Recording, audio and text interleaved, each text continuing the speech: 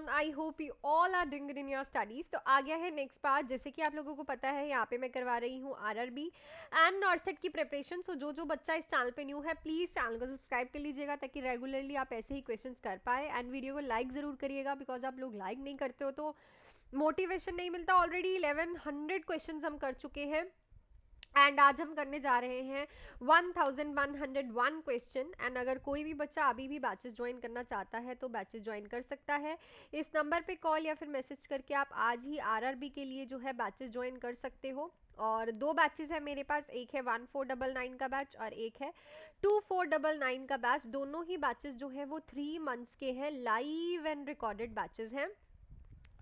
जो 1500 का बैच है आपका, वो उन बच्चों के लिए है जिनका बेसिक क्लियर है और उनको नहीं पता कि किस इंपॉर्टेंट टॉपिक पे हम ज़्यादा फोकस करें। हम वो करेंगे। एमसीक्यू क्लासेस होंगी, test series, doubt classes and previous year paper रहेंगे। 2499 का बैच उन बच्चों के लिए है जिनको अभी बेसिक करना है, तो वो मेरे साथ आके बेसिक जो है स्टार्ट कर सकते हैं, जिसमें एनाटॉमी एंड फिजियोलॉजी करेंगे, थ्योरी करेंगे। इसमें भी हम इंपॉर्टेंट टॉपिक्स आपको प्रॉपरली कराएंगे। एमसीक्यू क्लासेस होंगी, टेस्ट सीरीज होंगी, डाउट क्लासेस होंगी एंड प्रीवियस ईयर पेपर होगा। तो कोई भी बैच आप इस नंबर पे कॉल या फिर मैसेज करके आज ही ज्वाइन कर सकते हो विदाउट एनी डिले। सो चलते हम अपने क्वेश्चन पे। क्वेश्चन हमारा क्या बोल रहा है? सो 1101 क्वेश्चन हम करने जा रहे हैं। सो क्वेश्चन पढ़ते हैं, बहुत ही अच्छे क्वेश्चन हैं।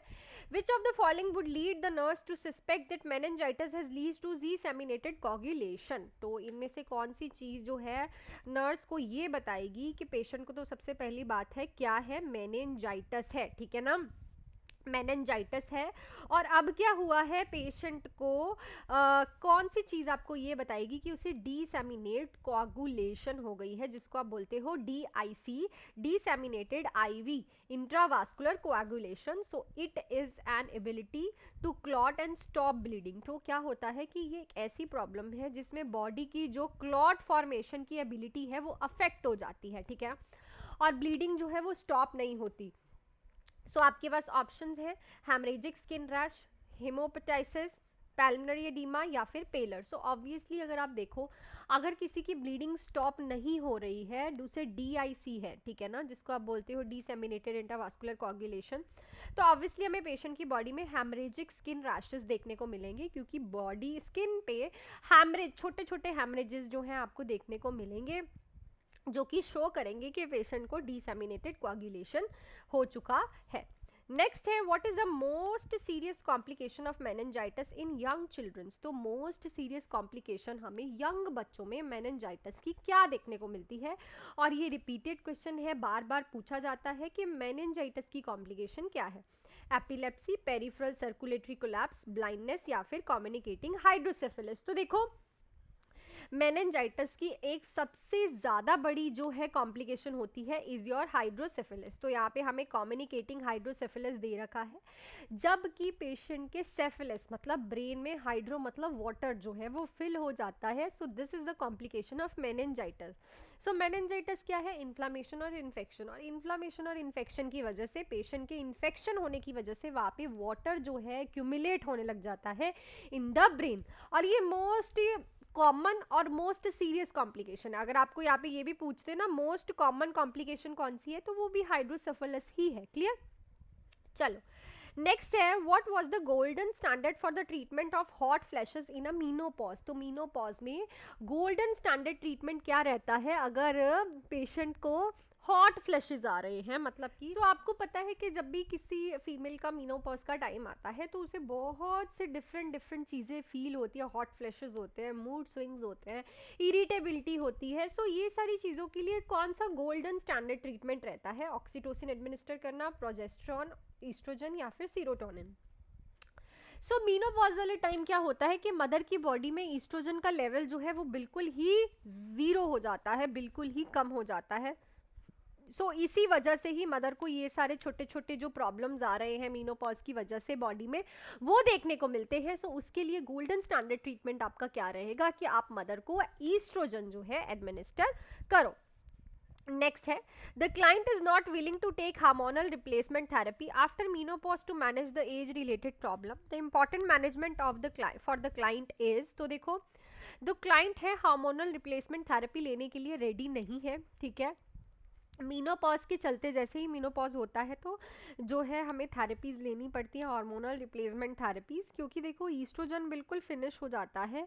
और ईस्ट्रोजन का काम क्या है कि कैल्शियम को भी वो रेगुलेट करता है। तो आपने देखा होगा कि जो मीनोपॉजल वुमेन्स होती हैं उनकी बोन्स जो है बहुत ज़्यादा वीक होती है ना। तो अब क्या है, मदर तो विलिंग नहीं है हार्मोनल रिप्लेसमेंट थेरेपी लेने के लिए, तो अब आप क्या करोगे इस क्लाइंट के लिए? Maintaining usual sexual activities, take more dietary fiber and liquid, do regular aerobic and weight bearing exercise, take multivitamin supplements. So obviously mother को हम multivitamin supplements जो है लेने के लिए encourage करेंगे। ऐसा क्यों? क्योंकि जो multivitamins होंगे, जो हार्मोनल रिप्लेसमेंट थेरेपीज होती है वो क्या करती हैं, हार्मोन्स हम बॉडी में डालते हैं और वो रेगुलेशन करती है अंदर वाइटामिन्स की और जो जो उसको करना है। बट अगर हम वो वाइटामिन्स उसे डायरेक्टली दे देते हैं, by chance mother hormonal replacement therapy लेने के लिए नहीं रेडी, तो हम उसे वाइटामिन्स भी डायरेक्टली दे सकते हैं ताकि वो हेल्दी रहे, उसको जो डेफिशिएंसीज हो रही हैं वो प्रॉपर रहे। नेक्स्ट बहुत ही इंपॉर्टेंट क्वेश्चन है। सो देखो क्वेश्चन क्या कह रहा है, nursing care for a patient subjected to total laryngectomy should plan for. So nurse उस पेशेंट के लिए क्या सब्जेक्टिव केयर देखेगी जिस पेशेंट की लेरेंजेक्टमी हुई है, मतलब लेरिंग्स रिमूव किया गया है, वॉइस बॉक्स को रिमूव किया गया है। So supine position for the patient, keeping tracheostomy का fully inflated, so alternative communication method, oral feed at intervals. तो ऑब्वियसली सब्जेक्टिवली हमें तो सबसे पहले तो उसका कम्युनिकेशन मेथड का ऑल्टरेशन सोचना पड़ेगा, because voice box he remove कर दिया गया है। तो पेशेंट को जैसे ही वो ऑपरेट होके आएगा उसको थोड़ा सा ऑल्टरनेटिव कम्युनिकेशन मेथड ढूंढना पड़ेगा ताकि वो अपनी प्रॉब्लम्स एंड कॉम्प्लिकेशंस को बता सके। सो नेक्स्ट क्वेश्चन पे जाने से पहले मैं आप लोगों को थोड़ा सा बैचेस का डिस्क्राइब कर देती हूँ। अगर किसी को भी बैच ज्वाइन करने हैं तो इस नंबर पे कॉल या फिर मैसेज करके आप मेरे से बात करके आज ही बैच ज्वाइन कर सकते हो। एक है 1500 का बैच, एक है 2500 का बैच। दोनों ही बैचेस जो हैं वो 3 मंथ्स के हैं, लाइव प्लस रिकॉर्डेड है बच्चे। जो 1500 का बैच है वो उन बच्चों के लिए है जिनका बेसिक क्लियर है but they want to know कि इंपॉर्टेंट टॉपिक्स करने हैं हमें। MCQs, test series, doubt classes and previous year paper रहेंगे।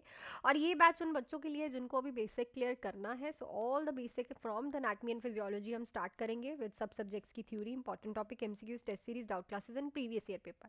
सो नंबर पे आप मेरे से बात या फिर मैसेज करके आप मेरे से बात करके कोई भी बैच के डिटेल्स लेके ज्वाइन कर सकते हो विदाउट एनी डिले। और जो कॉल्स हैं और मैसेजेस हैं उनमें सिर्फ बैचेस की डिटेल ही होती है। अदर क्वायरीज के लिए आप मुझे कमेंट सेक्शन में लिख के पूछ सकते हो। क्लियर? नेक्स्ट है 1106 क्वेश्चन है, then helping a client with Parkinson's disease ambulation, what instruction should not be give the client. तो अगर आप पार्किंसंस डिसीज वाले पेशेंट को एम्बुलेशन के लिए बता रहे हो तो इनमें से कौन सी इंस्ट्रक्शन जो है आप क्लाइंट को नहीं दोगे? Avoid leaning forward, hesitate between steps, rest with tremors are experience, keep close to the center। so देखो सेंटर के क्लोज भी पेशेंट को रहना होता है और जैसे ही उसे ट्रेमर्स आते हैं उसको हम रेस्ट करने के लिए बोलते हैं कि खड़े हो जाओ या फिर कई जगह एक बार जाके बैठ जाओ अगर आपको फील हो ऐसे। और जब भी कोई स्टेप लो तो उसके बीच में थोड़ा थोड़ा हेजिटेट करो, मतलब कि थोड़े थोड़े छोटे छोटे स्टेप्स लेके थोड़ा थोड़ा रेस्ट करो।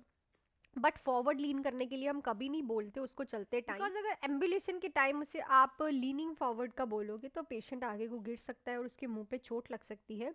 सो अवॉइड लीनिंग फॉरवर्ड जो है आप पेशेंट को नहीं एडवाइस करोगे। नेक्स्ट है, which of the following is a differentiating test between mucus and cerebral spinal fluid for a nasal discharge. तो नेजल डिस्चार्ज अगर किसी पेशेंट को आ रहा है तो उसमें आप डिफरेंस कैसे करोगे कि ये म्यूकस ही है या फिर CSF तो नहीं है? तो ऑप्शन है specific gravity, protein, micro organism, glucose. तो ऑब्वियसली ग्लूकोज। देखो ग्लूकोज जो है वो CSF में प्रेजेंट होता है, म्यूकस में प्रेजेंट नहीं होता है।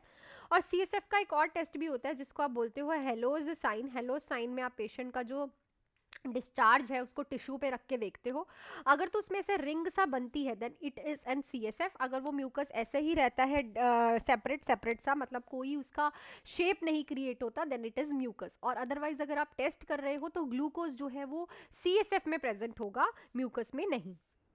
नेक्स्ट है in which respiratory condition you will find the paradoxical respiration. तो इनमें से कौन सी रेस्पिरेशन कंडीशन में आप पैराडॉक्सिकल रेस्पिरेशन देखते हो? पैराडॉक्सिकल रेस्पिरेशन होती है ऑपोजिट रेस्पिरेशन, मतलब जैसे हम नॉर्मली रेस्पिरेशन करते हैं उसके बिल्कुल ऑपोजिट। सो जैसे आप इंस्पिरेशन करते हो मतलब इनहेल करते हो तो आपका जो चेस्ट है वो क्या होती है, डाइलेट होती है, वो एक्सपैंड होती है। पर पैराडॉक्सिकल में क्या होगा कि जैसे ही आप इनहेल करोगे तो जो आपकी चेस्ट है वो क्या होगी, कॉन्स्ट्रिक्ट होगी, मतलब ऑपोजिट होती है। तो ये हमें किसमें देखने को मिलती है, respiratory distress, atelectasis, tension, pneumothorax, flail chest. तो हमें ये फ्लेयर चेस्ट का ये मेन सिम्टम है, ये भी याद रखो।